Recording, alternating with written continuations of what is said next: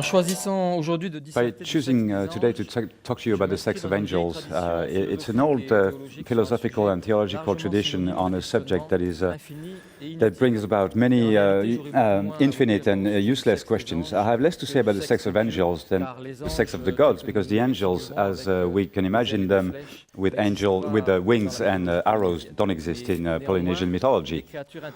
But intermediary creatures between gods and humans are many, including protector entities and messengers who have more or less the same functions as angels in our Western imagination.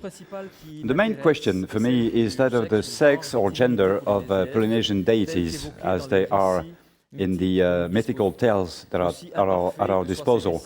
And as imperfect as those tales may be, they were collected mainly in the 19th century, and I know that the tendency is to, at the moment is to be very wary of these old sources, but it is to these sources that we have to turn, and I could also have chosen to study objects which have a lot to teach us about the sex and the representations of deities. My main question will be to find out if traditional Polynesian deities are attached to a special gender, specific gender, and if this is exclusive. We need to make a distinction between gods and goddesses as such, and other entities, creator entities, that appear in Polynesian cosmogony. We'll see that the Polynesian deities are mostly masculine, even though there are feminine deities, are very often linked to the earth and its interiority. And I will try finally to analyze a very original scene in Theoria Henry's book, 18 Ancient Times, that sees the exchange of gender by the feminine goddess Atea and the male god Fautu. So, to start with, divinities or principles of origin. What is a god? The answers to this question might seem infinite again, even if they're more fundamental than the ones about the sex of angels. If we're talking about Polynesian cosmogony, it's important to make a distinction between the great god figures, what the English speakers call anthropomorphic gods, and essences, which are not God, but rather principles or entities who usually come before the birth of the great gods. In other words, and if we leave aside the case of the Society Islands, because we're used to there is one God that creates everything, but outside of the Society Islands and the Maori cosmologies that are so controversial about a primordial, unique entity called Io. Apart from that, they are not great gods that create the universe, but rather cosmic forces that unite and then give birth to great gods. And those great gods themselves become the ancestors of many gods, demigods, and heroes who are joined in the Po, the mysterious universe of the origins of gods and ancestors, by a few deified human spirits. The primordial entities at the origin of the universe are linked in a binary way, with it's usually a union between the masculine and the feminine, the superior, or the highest, and the inferior. Inferior, which has to do with what is lower, but also the ambiguity is significant, to what is lower and to what is basic. In other words, that is the question. Primeval. The union of body and principles. Very often in these cosmic tales, the term papa is used to talk about sometimes the only basic or inferior element, and sometimes the original pair, with the distinction of a papa above and a papa below. Papa is not really a deity, and as far as I know, no Polynesian islands had a temple for Papa as such, even though rites might be offered to him, particularly in Hawaii. The main Polynesian sculptures representing Papa are the ones made by the Maori of New Zealand, on which it always appears with the sky, Rangi, her partner. So we know about the existence in Polynesia of many cults of abundance and fertility that have to do with the earth, with which Papa can be associated. For me, it's a principle and not exactly a goddess. As a common name, Papa in the Polynesian languages mean any horizontal element, flat, level, base. The original entity, Papa, is the earth as ground and hard matters, which is to be linked with the Greek idea of the Greek Chtonian. Papa is the earth, but also, in a figurative way, all starting point for a growth or a development or a construction. It's a basis. It's from Papa that we have the word genealogy, original tale, very important in Polynesian societies. Whakapapa for the New Zealand Maori, Paratupuna, a basis of ancestors in Tahitian.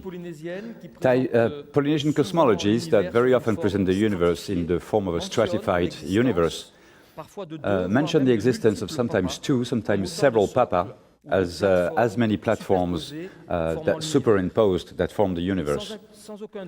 And without any doubt, the primary lower Papa entity is a principle of origin and also of materiality of a very feminine nature. A matter and a matrix, it gives birth to humanity in the form, a very masculine form of the first human, Tiki or Ti'i in many Polynesian islands. Tahitian myths hold no ambiguity here. They present Papa as a kind of basin that the male principle, Te Tumu, the root, the trunk, or sometimes Tāroa himself, come to penetrate and give birth to the human, Ti'i. The full name of Papa is Te Paparara, covered in hair and according to the Academy Dictionary. So the earth is very feminine, and Ti'i is not the only product of those unions, which also give birth to godlike entities, and some of these have a femininity that comes from the mother, the earth, Papa. For example, the goddesses of the forest that you find in the text of Te Uira Henry.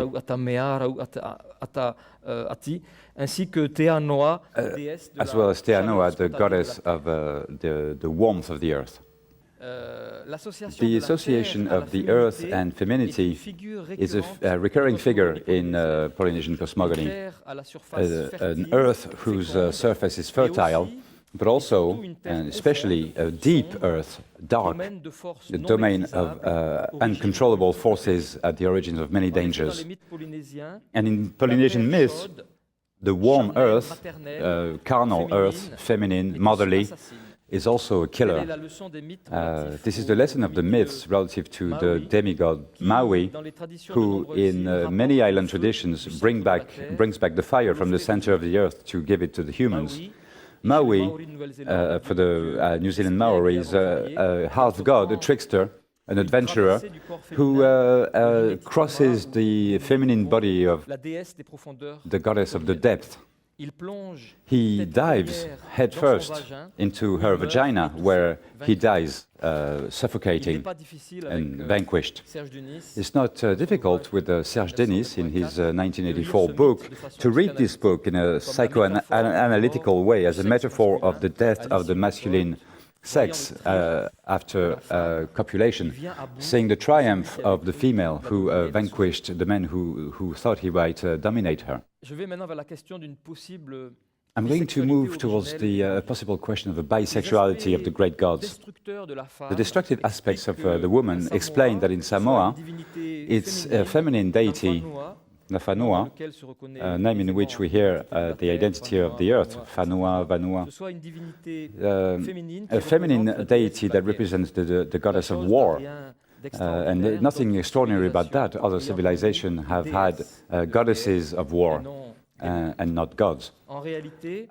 In reality, the goddess from Samoa, Nafanua, is not a goddess of the techniques of fighting or the art of war, but rather a destructive power, a source of death, hence the association with destruction and war.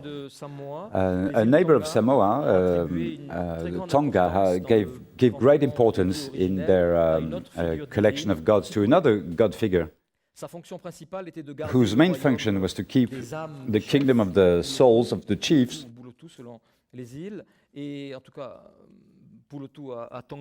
at least in Tonga, and the idea is that Hikuleo, being the keeper, or the feminine keeper of the kingdom of the death, he was trying to increase the number of deaths. So he is at the origin of some earthquakes. The question of gender of Hikuleo from Tonga has inspired many authors.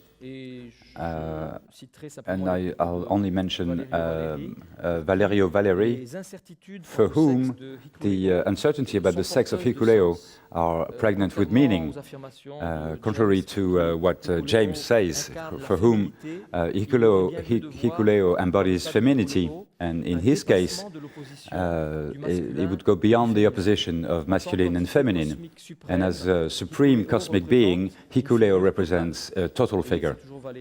And that's all still Valéry speaking. The bisexuality of Hikuleo indicates that it is beyond gender and beyond sexuality. Like Hikuleo, and like in many Western beliefs, would there have been many bisexual entities in Polynesian mythology at the origin of an androgynous... and in reality, the bisexuality of Hikuleo is, for me, more of an exception.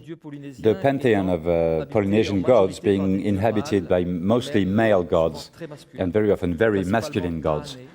And we can talk about Tane, whose name is the generic word in Polynesian for man, as well as Rongo and Ta'aroa, two major gods whose masculinity is not in doubt. And the case of Atea, who is a great Polynesian deity, we're going to be talking about this in a moment. From my perspective, nothing in these islands says that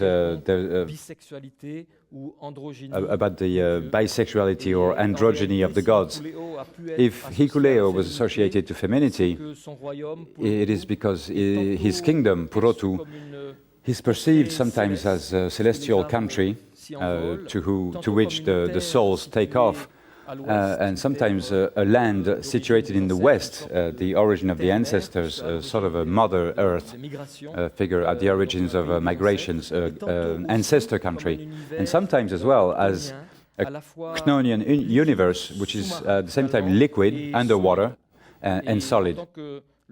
And as a place of origins, a subterranean place, Purotu has a maternal uterine dimension, hence the figure of the keeper of the deity that keeps the entrance. And we find the same dimension, maternal and uterine dimension, when we talk about Hawaiki, the land that replaces Purotu in the east of Polynesia. So the Polynesian deities are very often masculine. There are feminine deities. They are not in the majority, and their femininity is well established. Particularly in Hawaii, where there does exist goddesses that are linked to grace, femininity, dancing, hula, and also deities that are linked to the volcanoes, sorry, it is dangerous earth, feminine earth, that spews lava, and of course this is the feminine figure of Pele, the Hawaiian goddess from Kaiki, the southern islands that can be associated with Tahiti, and in the crater of Kilauea. And there are many writings about this. And in the case of Tahiti, there is, apart from the goddesses from the interior of the earth, from the cavities and the forest, there are also goddesses of speech, as well as an extremely feminine goddess of music, dance, and entertainment, and enchantment, who was called Uratete, meaning the sublime feminine sex. What's interesting is the association of goddesses, of some goddesses, with speech, whereas speech is a very masculine ceremonial activity in Polynesian societies. So maybe here we're apprehending speech under a private angle as a word of seduction that would be different from the masculine public speech. We also find a feminine goddess linked to war, Toimata, the daughter of the great god of war, Oro. And in the Tahitian ensemble, in the Society Islands, women were not the object of offerings or sacrifices for ideological reasons, and I know that not everyone will agree with this. Well, we can estimate that this is linked to their impurity. Their menstrual blood runs according to a moon calendar, which is internal to the woman, contrary to the sacrificial blood, which is a cultural product that runs along a calendar decided upon by men. So women were not the object of offerings or human sacrifices, but with two exceptions, where women were not sacrificed, but their bodies would be carried to the temple, the marae. Women fallen in war, first of all, because some women did take part in war and had a masculine function. They probably had switched to the masculine side, so their bodies could be offered on a marae. And the second exception is about women who were dead by an attack by a witch or wizard. And as such, they were gone into the Po already, so they had already gone into the realm of the spirits and the gods. And at that stage, they could be, like the women fallen in war, they could be offered to the god Oro through his daughter Toimata, the goddess Toimata. That's why she was associated to war. Now, I want to look at an extraordinary scene that sees an exchange of sex, of gender, by two deities, Atea and Fa'ahotu. What's extraordinary is the idea that the gods can exchange their sex, that the masculine god very often is punished and forced to become a feminine god. It exists in other cultures. But here, that two gods should exchange sexes is quite surprising. And it's not of their own will. And the scene is in the book by Theorira Henry, page 382 to 384. And it begins by talking about the goddess, or the feminine entity, Fa'ahotu, which is a principle of growth, to make grow, to fructify, whose breasts were flat, empty of milk, and could not feed the children who were dying. And so two messengers went into the sky to fetch Tane and offer a solution. And the solution was to transport the visible part of Atea, to give the femininity of Atea to Fa'ahotu, and conversely, the visible part of Fa'ahotu to Atea. And the text says to shift the masculine appearance of Fa'ahotu to Atea, and conversely.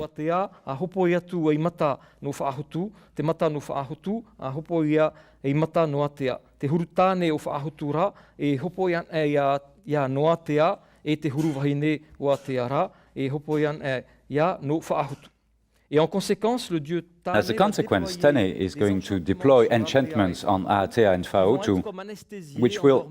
And they will be like anesthetized. They go to sleep, and then they wake up with a new appearance. And Fa'ahotu becomes a woman, a complete woman who gives birth to children, and that you will be able to feed with her full breasts. And among the children, one finds the major god, Ro. And she's presented in this text as the mate of Tefatu, a very masculine god, son of Tetumu, Tumunui, and of the earth, Papa. And then Fa'ahotu gives birth to other children, when we have a genealogy of these gods who will be born after the feminization of Fa'ahotu. And Atea then becomes a masculine god, and it is said that she has a union with Hotu, who could be the daughter of Tefatu and Fa'ahotu. So the eyes of Atea meet the eyes of this woman, and they form a union, because now Atea is a masculine entity. So, what lessons can we draw from this exchange of sexes that precedes this union, these fertile unions? First of all, that the gods have a gender, have a sex, and then that they can change it, even though in the case we've just seen, it wasn't exactly of their own will, since it was an enchantment from another god. Third, the masculinity and femininity, that seems to be a question of appearance. We're told about Mata and Huru, that is the face, the visible side, the masculine or feminine, the Huru, which is the appearance, the allure. And so we don't talk about Isho, which in Tahitian could be a fundamental essence, but rather a question of a masculinity or femininity of appearance, which will be reversed. And the objective of this exchange is the attribution of a fully feminine and generous nature to Fa'autu, which will make her a mother that can now breastfeed her children.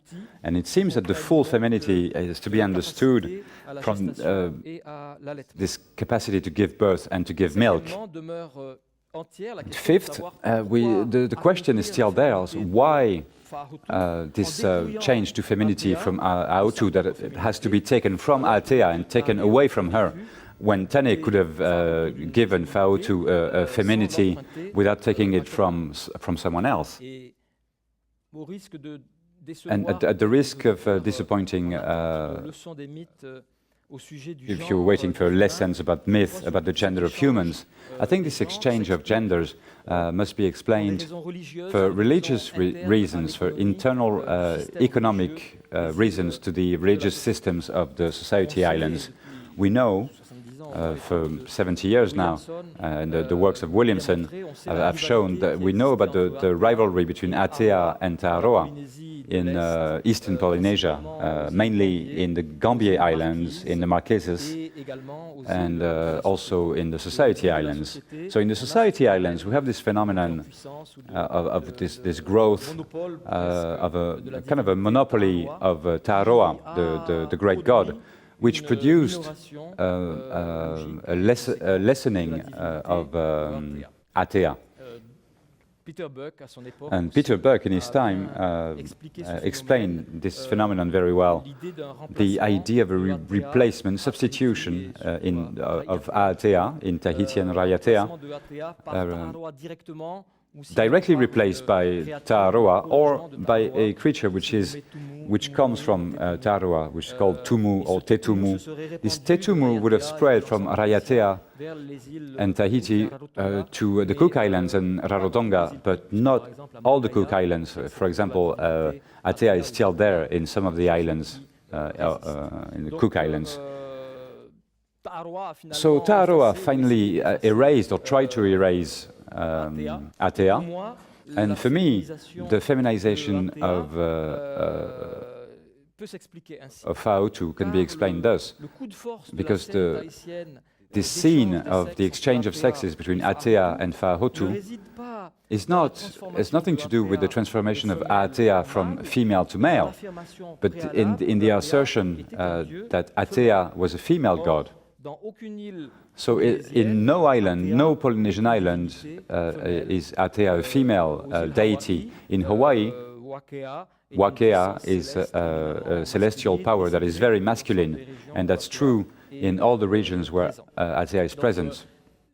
So this scene of an exchange of sexes occults what's most important, the fact that, first of all, we feminized Atea, and then he had to be established again in his masculinity, because Atea could not be, the claim could not be held for too long. So we could have imagined, since Atea was feminized, she could have entered a union with Tararoa, but that never happened. It seemed quite impossible to go that far. Usually the partner of Tararoa, the masculine element, is Papa, the earth that we talked about earlier, the feminine earth, the material earth, the matrix, which will give birth to entities and humanity, by giving it, because mankind is a mix of spiritual and material, giving it a certain materiality. So the partner of Taroa is usually Papa, the earth. Atea did not become a partner for Taroa. But for me, it's a scene that we have to understand, because in a way, I'm sorry to disappoint you maybe, but it's less interesting about the idea of a transvestite. It's a scene that has to be explained as Atea being restored to her masculinity, because that's how Atea is in the whole region. And I think that the religion of the Society Island to present Atea as a feminine deity was not something that could be sustained. So we understand that this scene is the articulation of a notion of gender and hierarchy, which will be interesting for some of my anthropologist colleagues who are present here today. And I'm a little bit sorry to maybe they won't like it, but these structuralists, anthropologists and others, that for me, the affirmation of the initial feminine side of Atea had served to give her a lesser status in favor of Taroa.